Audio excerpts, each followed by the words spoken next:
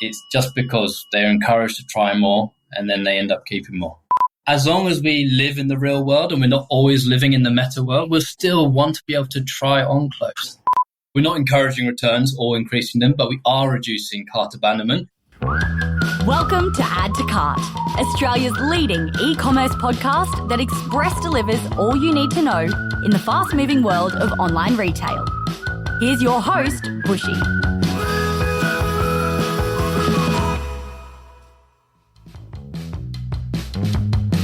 Hey, it's Nathan Bush, or Bushy, joining you from the land of the terrible people here in Brisbane, Australia. And today, I have a tricky question to ask you. What if the secret to fewer returns was more returns? It sounds backwards, right? But stick with me. Pete Ceredig-Evans is flipping the e-commerce model on its head with Try With Mirra. It's a Shopify app that lets customers try before they buy. And surprisingly, it's boosting average order values by up to 48%.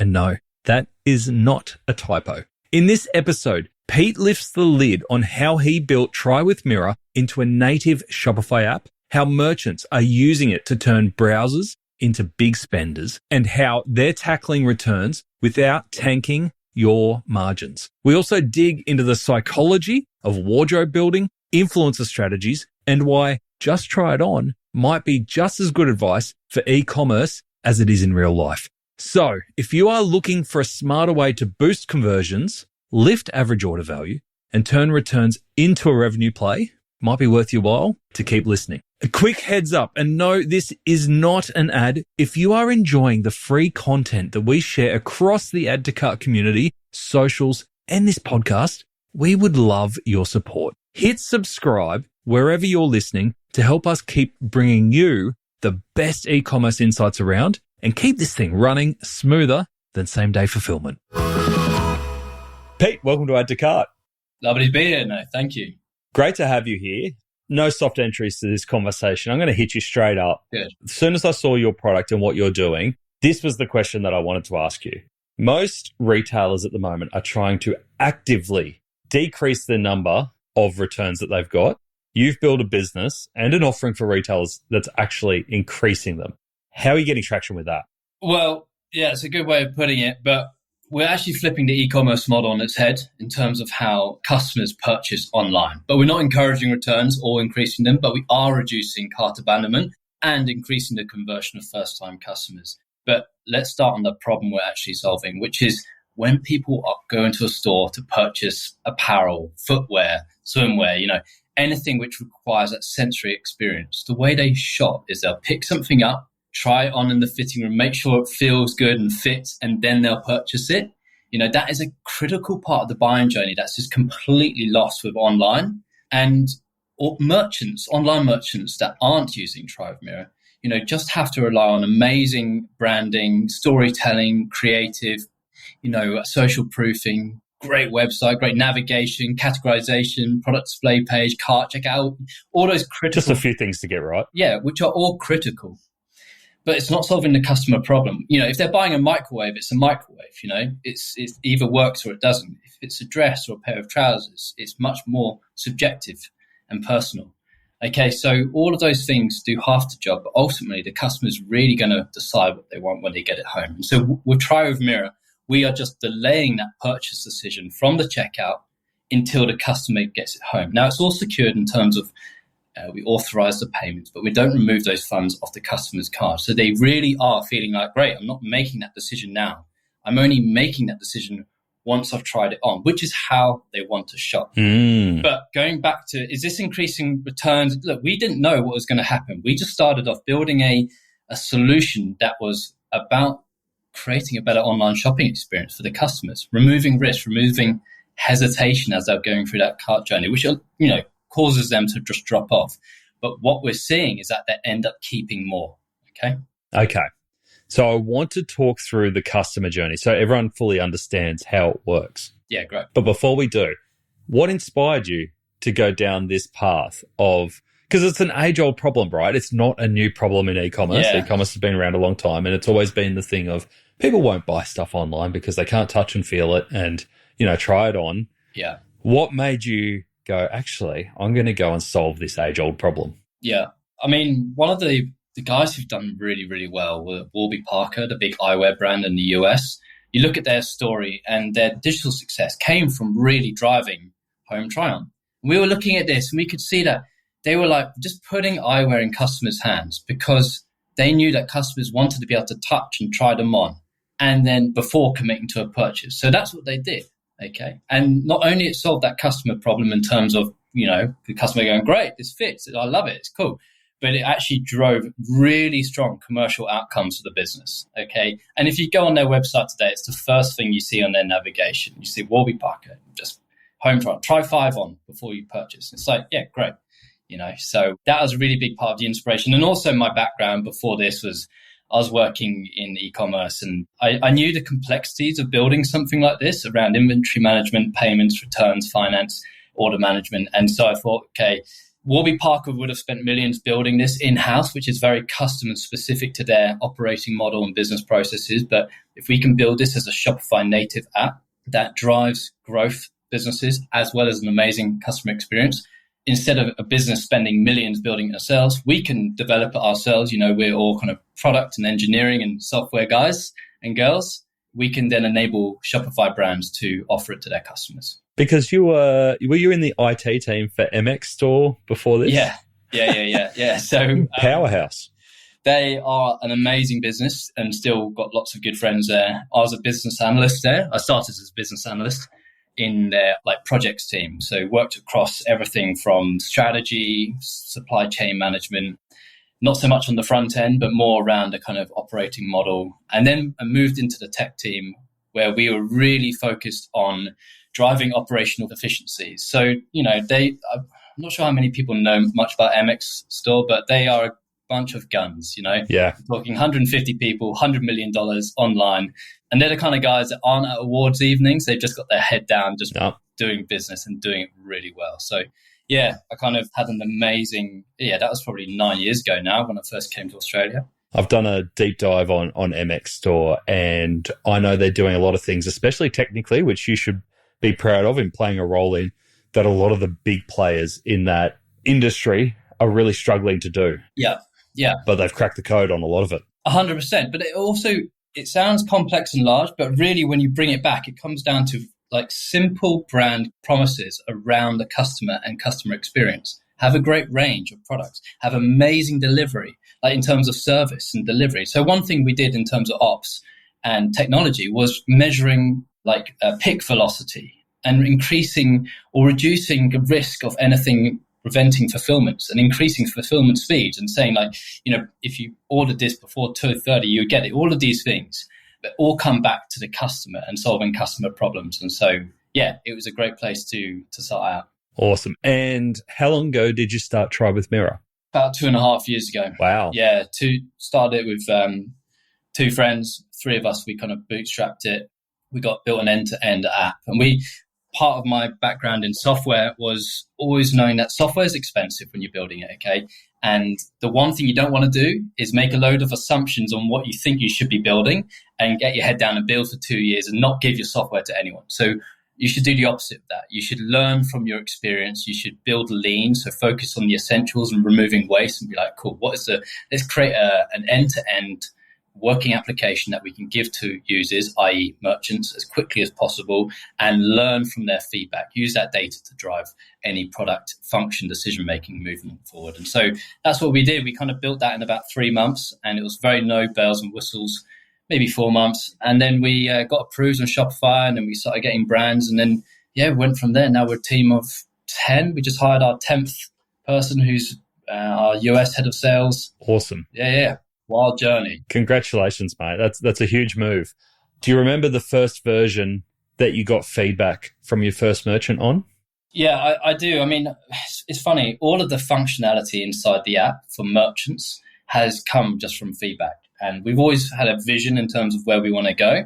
And if it's in line with that vision and the problems we want to solve in the future, we just build it. So some of that feedback was a brand was like, hey, Pete, they're a great brand actually. And they were like, hey, Pete, we want to just offer this to Australian-based customers and have it segmented. We're like, yeah, cool. That's great. Makes total sense. So Using geolocation services, we kind of look for IP addresses and then only allow Australian-based IP addresses to be able to go into the site. We also, off the back of that, built segmentation. So we could say, look, if you were wanting to roll this out as a loyalty program only or VIP program, we can do that. So we can restrict access via VI, like a URL access or customer tagging. We've got analytics as well. Yeah. So the brand would be like, hey, we want to see these parts, this data. We want to see this returns information, or we want to see this customer lifetime value information. So we'd be building that. And fast forward to today, what kind of brands have you got on Try With Mirra now? Do you know what? We got mainly like women's fashion, footwear, swimwear, eyewear. The last brand that just came on board was Mr. Zimi. We got some great brands like Silk Laundry, Alexandra Australia, Peachy, women's jeans. We got Jurlique skincare. And that's an interesting one to talk about, because I was at first a bit like, how on earth are we going to do skincare? Because when someone opens it, they can't use it again. It's done. Yeah. And so when I met with the team there, Pam, who's the head of ecom, who's brilliant, I met with her last year, and I said, why don't we just enable, when a customer adds the item to the cart, we can automatically enable the relating sample to be added to the fulfillment. So when the customer receives the item, they have 7 days to use a 20 ml sample, and they've got the product there unopened. And if they want it, they hit yes. If they don't want it, they hit return. And so it's really just putting product, and obviously they will have loads of these samples. So it's enabling the customer to test it without committing. They've had a 96% purchase rate, so. Wow. Temptation by proximity. So more skincare brands are coming on. We've got Bondi Boost going to be launching this month. Footwear, swimwear, lots of eyewear. There's a great brand down in Sydney called AM Eyewear. They've been using us now for probably almost 2 years. Okay. They've actually just launched it out across Europe as well. So they've got a European headquarters as well. So yeah, it's good fun. So you are integrated with Shopify, available on the Shopify App Store. Not that that matters to a customer. Talk me through when a customer at one of those brands that you mentioned, whether it's Peachy, Jurlique, Mr. Zimi, goes and adds items to the checkout. Can you talk us through the process from a customer perspective from there? Yeah, absolutely. So first of all, our button will sit below the add to cart button. It'll say try at home or try before you buy, home try on. It's up to the brand. It doesn't replace the add to cart journey. So if a customer knows they want something, they can just buy it. That's where they will add a product to the cart. So if they hit try before you buy, it adds an item into the cart. The difference, technically what's happening, it's on a selling plan. So at the point of checkout, the funds are going to be authorized, but the funds won't be removed. So it'll say $0 on the checkout. So they go through the normal Shopify standard checkout process? Yeah, everything happens through that. Now that order will then land inside. And most brands will say, hey, try up to 4 items. Okay. There'll be a limit. They won't just say try 15 items, because it's very not realistic that people are going to be buying 15 items. So they'll say try up to 4 items. And so they'll add their items in, not always up to that limit, whatever. But you can add one if you want? They can add one. Yeah, absolutely. Yep. They can do mixed orders as well, like a buy now order and a try order. Everything stays inside the existing customer journey through the cart. At the checkout, it will say $0. But let's say it's $400. We authorize that on the customer's card so it's secured. It'll be like, imagine you go to a hotel and they swipe your card and it's a security hold in case you kind of smash the minibar and just do a runner. So customers still got to have the credit limit available to them for that transaction. They do. And so this order, when they hit pay now, this order lands inside the merchant's Shopify. It is a Shopify native order. Now, we integrate with all the main ERPs, fulfillment apps, so whether you're $1 million business or $100 million business, that order will be fulfilled as normal. If you've got 50 people picking and packing in your warehouse and that order comes through, they won't know the difference. It'll just be fulfilled as normal. Now, there's a tracking number on that fulfillment. We programmatically take that and put it into our own shipping aggregator so we know where the order is. So once that order is delivered to the customer, that is when the home trial starts. Now, most brands, every brand can set however long they want the trial. Skincare brands do maybe 7 days, or hair might be 21 days. All fashion brands do either 3 or 4 days. I don't think we have any fashion brand doing longer than 4 days. Now, I'll come on to why that's great in a moment. And is that 3 or 4 days from the delivery, from the time it hits? Okay, hits the doorstep. Yeah, that's why we have our own shipping aggregator to know where that, using the tracking number, to know where the order is. Once it's delivered to the customer, we send an SMS and an email saying, hey, your Jurlique order with Try With Mirra has been delivered, and we give them a link to a portal. And that's where they go in and complete their order. So it's a customer portal, which just it's all branded, to whichever merchant. So it really looks like an extension of their checkout, and it has the product images, and they'll just hit, I want to keep this. In a couple of clicks, they can complete their order. If there is a returning item, if they want to keep 3, return 1, we will also generate a return label. Okay, so it's got its inbuilt returns management system in there. If it's in Australia, for example, we have our own e-parcel account, but we can just use the merchant's e-parcel account, use their API credentials, call a label. Customer will pull a digital version. Most of the time they do it on their mobile, and they return any item. So really simple customer experience. We've got lots of brands with all the demographic, and that was a real test to make sure that they can find it easy and enjoyable. And so the feedback's been great. But what's interesting is that 90% of customers are completing their order within 24 hours of it getting delivered. Okay, So once they complete their order, they then have 3 days. Well, the default is 3 days, but brands can set it to then take any returning item back to the post office. So most brands might have a 30-day returns window. Okay, so if it's a try order, if there is a returning item, it's coming back to your warehouse to be issued back into stock as a resellable quantity in about a quarter of the time. Yeah, that makes a lot of sense. Just to pick up on that last part of the customer journey, so if I need to go and return something, I've got a digital slip. I then have to go to a post office and do that manually because you're shipping it out as it's a normal order. There's no return parcel or anything in the order itself. Yeah, so brands often will give just use the same satchel. Yeah. And then they'll take the returning item to the post office. They show the phone the digital label. They don't print it out, and the post office scan the QR code and print the label for them. Away you go. Beautiful. Or they can return and store. If they live in a metro area and they want to be like, yeah, cool, they can just hit return and store. From the time that a customer says, no, I don't want that, so it's within the 3-day window, if it's a 3-day window, how much grace do most retailers give before it lands back on the retailer's doorstep? Oh, sorry, that is 3 days. So once they've completed their order, saying I'm keeping this, they then say to the customer, you've got 3 days to take your returning item to the post office. Gotcha. Now, that's our default settings, but merchants can say, I want to allow the customer 5 days. Most brands will say 3 days. It's kind of like if you gave them 3 weeks, they'd take 3 weeks. So, and we've had like almost 20,000 shoppers now go through Try With Mirra through various brands. Like, you're talking hundreds of merchants, mainly Australia, but now US and UK. And all of these settings have been built from data and feedback from the customer, to make it a good experience. So and there's a tracking number on that return slip. So those return events are being tracked too. Okay.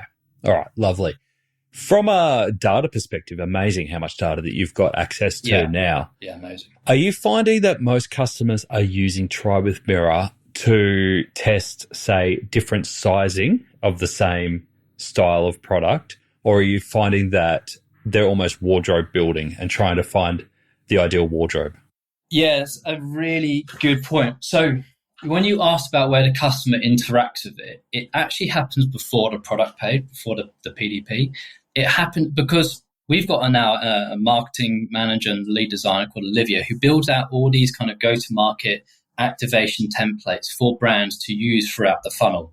Because what they're really doing it is about saying, look, build your capsule, build your wardrobe, select these items. And so they're encouraging the customers to try different styles. It's not just buying a hat or buying a shirt. It's like, hey, try these jeans, this shirt and this jacket and these shoes. And then they get it home. And then they have that elevated experience of trying it on in their, at home, mix and match it with their wardrobe. And so that they're kind of keeping more. And that's why we're seeing such a big uplift in average order value. It's just because they're encouraged to try more and then they end up keeping more. And so the stat that you shared with me before this was that average order value, you're seeing that it's been boosted by 38% with Try With Mirra. Tell me about the insights that you've got around that. Why do you think it's so high? Yeah, so 38%, we were looking back at historical data from all the brands. We've just ran it from the last 90 days because over the last few months, we're getting more and more busy, which has been great. It's now closer to 50%. Wow. Okay. And when I say what that really means is we're obviously looking at the average order value of a regular order We compare that across the aggregated, so across all our brands, with the completed average order value of a Try With Mirra order. So when I say completed, that's not at the point of checkout. That's once the customer gets the items home and they decide what they are actually buying. That's when we measure it. That number is now 48% greater. Wow. And that's been something that we never planned. Vision has always been to create the most impactful online shopping experience that drives growth. We saw that growth coming through converting new customers, reducing cart abandonment. But seeing this, as you know, you're an e-com expert. It's all about the unit economics. And if you can improve average order value and keep fixed costs, you can really improve bottom line contribution margin. And so, yeah, we're blown away. It's testament to the amazing brands we work with and the amazing products they have. All we're doing is kind of facilitating a better way for customers to connect with them. Amazing. So I love that you've mentioned margin there. AOV up, that's fantastic. I think all retailers will be like, yep, this is interesting. And then in terms of where it could cost retailers, obviously on the return side in processing, that return cost, is that covered by the customer? Yeah, I mean, I just pulled up some returns data before this call now, and I just pulled up four brands. One has through Try With Mirra, has 14%, one had 12%, and one had 8% in terms of their returns. So they weren't big numbers at all in terms of fashion. Now, when the shopper decided they are returning something, the brand can take away the cost of that label, or they can charge the customer for that label. Typically, what most brands do is they say, if you are buying at least one item, but you want to return one item as well, we will cover the cost of that return label. But if you're returning everything, let's say you've ordered something, go, do you know what? I'm returning all of this. I don't like it. The customers can be charged a return label fee, or they can call it a restocking fee. Mm-hmm. Again, completely up to the merchant. And there's a balance there, isn't there, about making sure that it's not, because returns are always going to be a part of e-commerce. Yeah. It's not about getting rid of returns. It's about creating a better experience for the customer, but also a more cost-effective and operationally effective experience for the merchants as well. And I don't think most merchants mind manageable amounts of returns if they can actually still sell the product. To your point around that fast turnaround time, that's a lot better than a 30-day or a 60-day return window. If someone's ordering something through Try With Mirra and they've got 3 days, they can't plan it, because with outbound shipping being as, it's not always very consistent. So they've only got it for 3 days. If they don't complete their order in 3 days, they're going to get charged the full amount. And we've done lots of surveys with our merchants and their customer service and warehousing team, order management receiving team around, hey, can you give us some feedback on the quality of products? Have there been issues? And we hear really positive responses. And in fact, what we're seeing is that because customers have the order for such a short time at home and 90% complete it within 24 hours of receiving, it's not like a throw it in the corner, I've got 3 weeks to keep it here and return. It's like, okay, I'm trying this on. Yeah, I love this. Yes, cool, I'm keeping all of it. Or no, I'm going to keep this and return this. Great, that goes back in the satchel. I'm going to take it on Monday.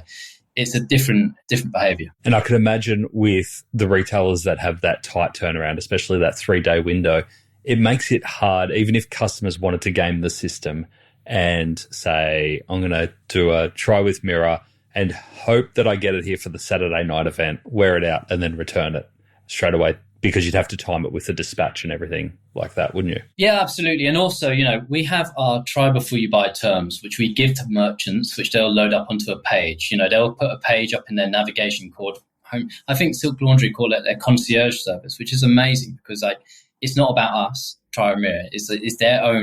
It's their kind of service. We're just powering it. So they kind of use their own time. Romy, the brand, do the same thing. And inside those terms, it will say, if you've worn this item, if you've damaged it, if the labels have been removed, if there are labels, then the customer can be charged for it. So the card details still remain on that order until that item's come back. So if they've abused the system, they can get blacklisted and charged. Right. Serious stuff. It's the brand's discretion, of course. We don't get involved in that. Absolutely. One of the things that I was thinking about as you were talking about that home showcasing, essentially, have you seen any examples where customers have almost like that haul mentality and use social to kind of social shop once they get their haul of goods home to ask for opinions? Does it amplify any social commentary at all? As in through what, influencers and people? Yeah, as in, influencers ordering, say, 3-4 items and then asking for opinions of followers on which ones they should keep, which ones they should send back? We should really ask Liv, our marketing and design guy, who kind of manages. I don't spend enough time on socials, but what we've seen brands use their influencers really well. So we've seen brands go, hey, we work with this influencer. She's great content. And so they'll say, hey, look, can you please, because they can see that the try at home or the try before you buy experience is helping convert a much higher percentage of first-time customers. So they say to their influencer, hey, we've got this new collection dropping. Can you talk about it? And can you please remind the following, or when you're doing the post, to say, hey, and also, if you're unsure of your size, please use the try at home service, yada, yada, yada. And that's having a great impact as well. And sometimes we see influencers do a drop and then we go, all right, here we go. And then we suddenly see all the orders spike from a brand. Yeah, and so that's great. And that comes back to the whole, why? Why would they do this? Because ultimately that customer, might be, they say that one of the biggest reasons why customers will abandon cart when they're buying for fashion apparel, dresses, shirts, is unsure of the fit and the size, and ultimately if they're going to love it and feel good in it. And so this is just helping solve that problem. And that's why we're seeing a big increase. I've got some brands with 93% of their try before you buy orders are first-time customers. Wow, that's cool. One of the things that you mentioned in our pre-chat that I thought was really interesting was that you've either got it now or you're developing. And if you're developing, we might have to take this bit out of the conversation. The ability for retailers to incentivize customers who might have multiple items, like give them an incentive to keep all 4 if they're indicating that they might send one back. Yeah. Is that live? I can talk about that. Yeah. So that was one of the features actually we got back from a brand a year ago. So discounting, and I love talking about this, is because discounting is, brands don't discount because they love it. They do it to get conversions, but ultimately it hurts margin and brand equity, But you can do it in a really strategic and smart way, which doesn't do that. And so what we've done is we've created like a feature in the back end of our app, which is like an upsell. So you can create a rule, which is if the customer keeps 2 items, they're going to get a small saving. Or if they keep 3 items, they're going to get a small saving, or various different rules that you can kind of program into the application, which doesn't obviously have any impact on your web store. There's not going to be any kind of big slash price reduction or anything. It's very much the customer's got the items in their hands, they're trying them on, and now this little incentive is saying, hey, instead of returning this item, you actually keep all of them. We'll give you a little saving, and it's enough for them to keep. Speaks to that concierge service, doesn't it? It's like, oh, we got a little something extra for you if you like everything that you see today. Yeah, absolutely. But that's an interesting point as well. I think some brands will do that as well. So we've worked with quite a few like bridesmaids, bridal companies that don't only use, try before you buy as a service to their customers, but they also say, hey, once you've already got it home, you're going to have a call with someone from our team and they're going to talk you. I don't know. They kind of they're kind of really using it and then building off that experience of just try before you buy, or bringing the fitting room to the customer's door and adding another layer of service in terms of speaking them through it and helping them. Because there's a few things going on there, isn't there? From a psychology perspective, it's like, well, I've already got it here with me and I'm kind of in love with it already. I don't want to be inconvenienced by having to go out and drop this off to send it back. Yeah. Plus, I'm saving money by keeping it because I've got this little discount. You add all those 3 together and it's a pretty convincing conversion argument on a really high average order value. Yeah, nailed it. That's our entire value proposition and our go-to-market. There you go. Well, I'm glad to accept the position of head of US sales for you. Yeah, global. Global head of sales. You'll have to fight Brian for that one. He's our global head.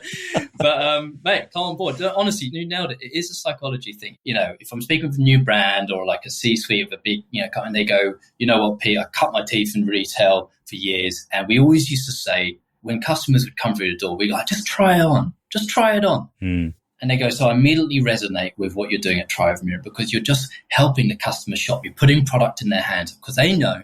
You say, when they go to the changing room, they try it on the hoodie or they try it on the shirt, they will massively increases the chance of conversion. So it's taking the shifting that kind of purchase decision from that point of checkout till the customer's got the products, tried it on, fallen in love with it, and decided, yes, I love this.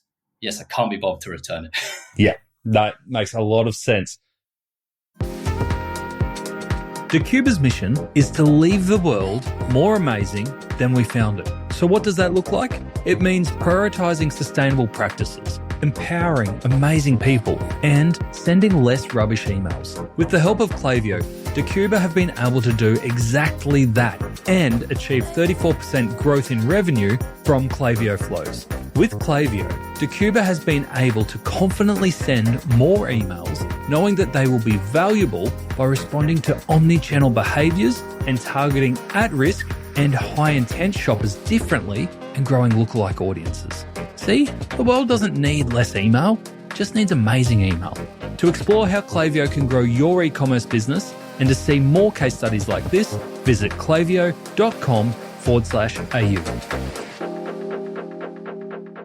Let's talk through it from a retailer's perspective. So you mentioned that it's a native Shopify app plugin, is that right? Yeah, go to the Shopify app store. You can install it.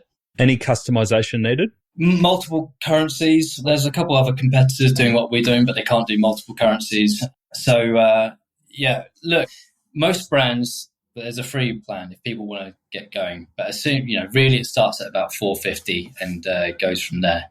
$450 a month? $450 a month, and then we charge percentage on a completed item. So if you're on our kind of entry plan, which is $450, it'd be 3% of a completed order, and then that percentage comes down as you go up onto higher plans. And what the reason for that is because brands will often need quite a bit of support. We're half of our team are engineering, all based here in Australia, and so there might be some, depending on the ERP system or depending on the fulfillment app or the way they like to look at their data, we can be here to manipulate things to make sure that it fits into your systems and processes well. Now, in terms of the setup, we'll help you to set up. We do the implementation as part of those costs. Okay. And where is it that you and your team normally have to spend the most time to get it right from an operational perspective for a retailer? Yeah, that's a great question. So typically what we'll do is after we've had a demo call and someone goes, yeah, this looks great, we'll hop on a discovery call with their tech or someone who is across order management, someone who just knows the systems really well in terms of that order life cycle. And we'll actually just place a test order. So we'll place a test order. And now the key difference is that with a Try With Mirra order, the payment status is authorized as opposed to paid. That will flow through. We enable their systems to consume that order and be fulfilled. That will update to paid once it is updated to paid when the customer gets it.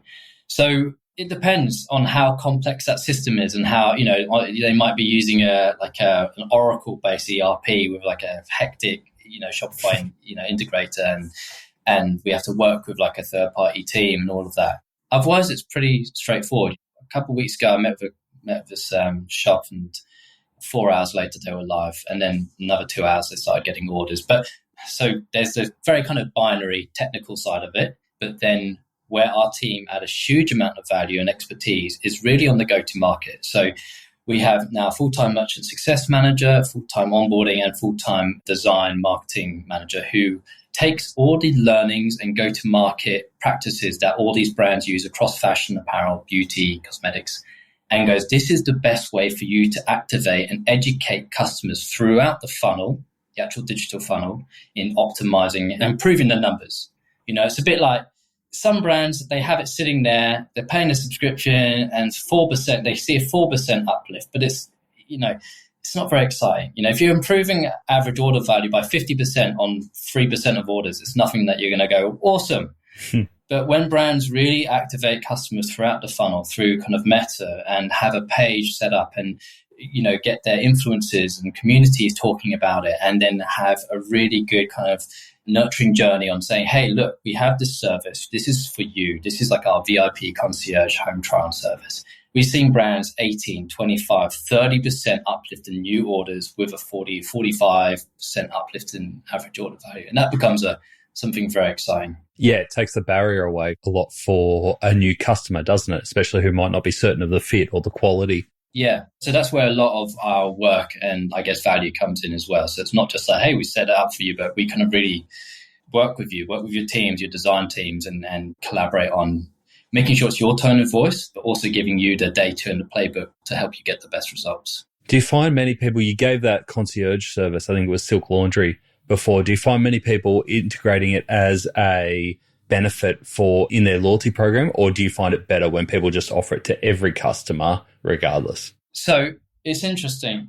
It is a great thing if you're offering it as a loyalty program, as a part of your rewards and saying VIP only, but you're going to miss out on the impact it can have to converting new first-time customers. Most of the time what's happened is a brand, especially this happens in Australia where it is more like a cautious or conservative view to implementing maybe some new tech. They'll say, we'll try it on our VIPs first. And they'll try on their VIPs. And then they start to see that, oh yeah, it works well. Oh yeah, cool. There's a high purchase rate. Oh yeah, increasing average order value. And they just go, ding, let's use this now, really to try and acquire new first-time customers. Because ultimately, if you think about, again, the customer, if you are a first-time customer to a brand, you go, okay, cool. Although they look pretty good and they've got a flashy website and they're quite expensive, but I don't know. Am I a medium? Am I large? Do I like that? Do I look good in it? Is that actually that color?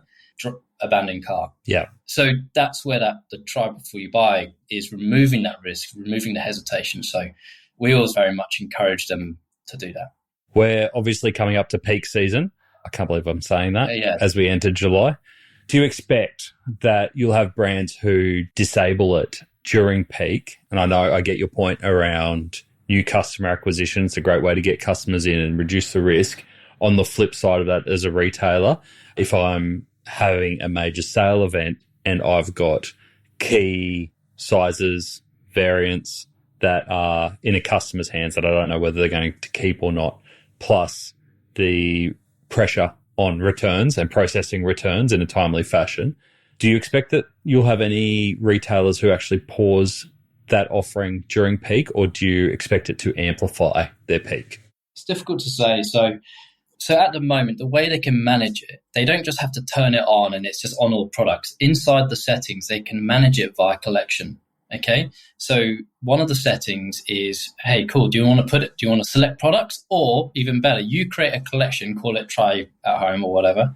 You then add products in there or set up rules to not have pre-orders and not have final sale items. So you can then go, cool, we want to run a final sale thing, which is awesome. Great. You're wanting to move slow moving stock. You want to shift it and you don't allow exchanges or returns. So you just don't include them. So then, and that dynamically fires events to our app, which says, don't put the button below add to cart on these products. So yeah, that's how that's managed. I could imagine that would also apply. I'm thinking more sneakers, I suppose, here, new product drops that are likely to sell out really quickly as well. Yeah. You probably want your true customers who know what they want and those high demand products that are likely to sell out, just get them out the door. Yeah, absolutely. I mean, again, we had people at first go, hey, I don't think this would work because if someone's got it at home, then we can't sell it. And I'm like, probably more likely to sell it in someone's home than you are sat in the warehouse. And again, that's quite a cocky thing to say. But then when we look back at the data and they've rolled this out, we haven't seen a negative impact on inventory management. But we've built settings so that you can manage it. You can have it restricted. And look, it is fundamentally flipping, like I mentioned at the beginning of this call, making fundamental changes to how you sell online and flipping that model in terms of how the customer purchases. So not expecting it just to everyone go click, bang, here you go. Brands are going to roll it out in different ways, and that's great. What strikes me about you from this conversation is that you've built this product based on customer feedback at every stage of the journey. And I think anyone who's building something knows that's a fundamental good thing to do. But as you're building, it can often get lost or deprioritized in the effort to get the next thing out to market, to sell, to do all those kind of things. What kind of processes or systems have you got set up to make sure that you're continually getting feedback from your merchants? We have very short feedback loops. I think it comes down to the people, our culture, first of all. We've got amazing values at Try With Mirra, which keep us completely focused on the customer and really always looking at how we can optimize. I mean, we've got 3 key initiatives across our business at the moment. One of them is user experience. So that's anything to do with internal users of a merchant using our app to the end consumer, like the shopper interacting with it as well. Another one is merchant success. So again, all about how merchants use our app and get the best amount of value. And we measure everything in terms of like time to value and also response time, all of those processes, as well as merchant growth in terms of getting new brands on board. We have systems set up, using kind of Slack and HubSpot or CRM and so on, just so that everything is super visible. And, everything is going to be, we pride ourselves on having amazing customer support. Like if I wake up on a Saturday and I see a new review on Shopify saying the support team at Try With Mirra are incredible, it was so good. It's like, yes, it's really working. So I think everything from product, when I say product, I mean the software is the product, engineering, sales, marketing, support, design. It's all been built around delivering value, solving customer problems, and driving business value for us. So yeah, I think it's been a real combination of things, having amazing transparency so we can always observe the data, observe the feedback, listen to what the market's saying, but also what our customers are saying, synthesizing all of those data points from, if you were a brand, me having a monthly catch up with you and hearing from, what you need, to looking at the numbers at a real macro level and then synthesizing that data and using that information to help us make decisions on what we need to build. And most importantly, when to build it as well in terms of priority. And then, how we hire people as well. Like I always used to think culture eats strategy for breakfast, but then an amazing new mentor of mine said, that doesn't happen, Pete. They just sit down for lunch. And it was amazing. And that's really how we approach things at Try With Mirra. So yeah, it's been a combination of all of that. It's really just all about lunch. It is actually. Should we go for lunch? Shopify is committed to keeping their merchants at the cutting edge of innovation, and the features released in their Summer 25 edition are no different, as they give brands the tools that they need to work smarter today and thrive in the future. For example, Shopify's AI tool Sidekick just got a lot smarter. It's able to synthesize data from multiple sources simultaneously, moving beyond basic Q&A to solve complex business challenges. They've also made scaling globally even easier with Shopify Payments. You can now manage various business entities and settle up in multiple currencies from a single store. And for in-store, POS has been redesigned, making the day-to-day experience for retail staff easier with improved search, intuitive navigation, and a more flexible cart. Check out over 150 features that have been released by searching Shopify Summer 2025 edition. Yeah, let's do it. It would be remiss of me not to ask you, with AI and obviously all the try-on tools, I call them try-on tools, but they're virtual try-on tools. Yeah. We saw Google release their ability to search or to try on any items within search results, essentially. It's not something new. It's been in various forms. You've mentioned Warby Parker. They've had their virtual try-ons of glasses and things like that. Yeah. Do you ever see the virtual and the AI try-ons competing with your experience, or do you see them as totally separate? No, I see us kind of working in a really cohesive way. Like virtual try-on and, the new Google virtual try is just going to help the shopping experience. It's just going to help bring that customer closer to purchasing. But look, as long as we live in the real world and we're not always living in the meta world, we'll still want to be able to try on clothes, maybe not a microwave. But we'll still want to be able to touch something, make sure it fits and feel, And so virtual try can't do that. Virtual try can give you a better sense of something and help you push you in the right direction.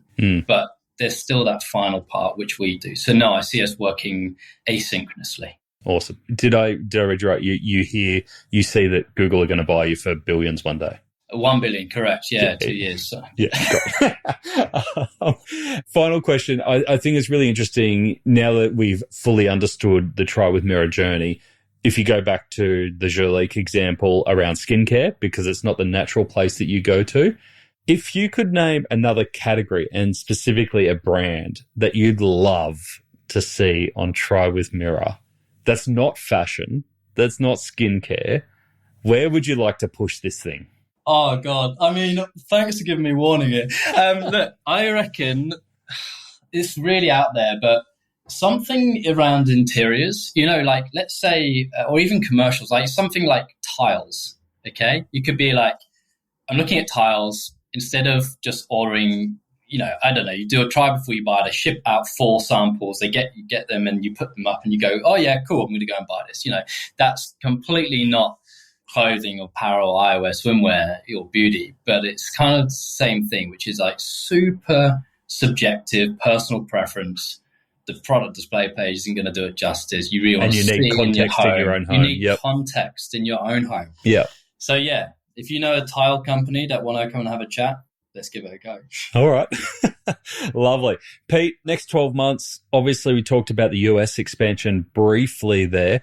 What's your top priorities for the next 12 months? Those key initiatives I mentioned, user experience, merchant success, growth, we've got some massive goals. And the US is going to be really big for us. Like I just mentioned, just hired a really experienced sales leader. But then Europe and UK as well. So going to certainly be looking to hire some people over there as well in the next 6 to 12 months. But yeah, basically... You're not moving from the Gold Coast, are you? I'm not, no, but I'll be doing a lot of traveling. So yeah, I'll be doing a lot of traveling for sure. Just making sure that we are doing things the same that we've been doing here, in terms of that growing and learning from an empirical standpoint, in terms of, learning from experience and making decisions on what we observe. We'll be taking our go-to market and what's worked really well. We're not trying to go, e-commerce massive, okay? We want an inch wide, mile deep approach. There's 6 million active stores on Shopify. 650,000 of them are apparel and beauty.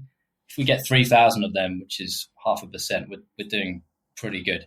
Maybe Google want to buy us. But and so, yeah, a big emphasis on growth, but also delivery and making sure our product engineering will always stay at kind of 30% probably of our company.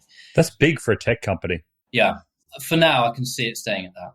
Now, if we've got listeners who love what you've been discussing today and sharing, what's the best way for them to learn more about Try With Mirra and potentially get in touch? Yeah, awesome. They can just head to our website, book a demo. You'll meet with Brian, who's amazing. He's based in Sydney. Jump on a quick video call. There's lots of information on the website, or myself, if you're unlucky. The App Store, there's lots of information about us as well. But yeah, we would very much prefer you have a chat with us, and then we can say, hey, yeah, this is a good fit, or no, it's not a good fit, and really kind of, collaborate on how you might want to implement it. So please, if you want to just have a chat, non-committal conversation, we'd love to hear from you. So yeah, all our details are on the website. Love it. And you are very active on LinkedIn as well too. So reach out to you there. yeah, I'm trying. Do a good job. Love it. All right, Pete, thank you so much for joining us on Add to Cart. Thank you so much for having me, Bushy. Been a real pleasure, and can't wait to catch up soon. How's that for flipping the funnel, hey? Now, Pete's not just solving the returns problem. He's changing how customers shop altogether. From just try it on becoming a conversion strategy to building tech that actually listens to merchants. This was one of those chats where you walk away thinking, why aren't we doing this already?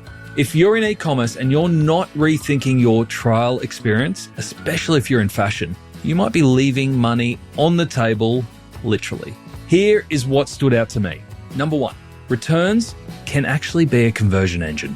Pete's model delays the decision, but not the delight. By letting shoppers try before they buy, brands are removing friction and lifting average order value without blowing out return rates. Number 2, create a full outfit experience. Customers don't just want the right size, they want the right look. Encouraging them to build a capsule or complete an outfit drives bigger baskets and deeper loyalty. And number 3, let your merchants shape the product. Every feature that Try With Mirra has today came from a merchant request. Geo restrictions, upsell nudges, analytics, they were all built by listening first, then building fast. A huge thanks to Pete for sharing the journey, and huge thanks to our premium sponsors, Shopify and Klaviyo, for making this podcast possible. Hey, and don't forget, if you want more of the good stuff, come and join me and hundreds of other e-commerce legends in the Add to Cart community. We would love to have you in the mix. And while you're here, hit that subscribe button so you don't miss a thing. Catch you soon. Thanks again for listening, and until next time, keep those customers adding to cart.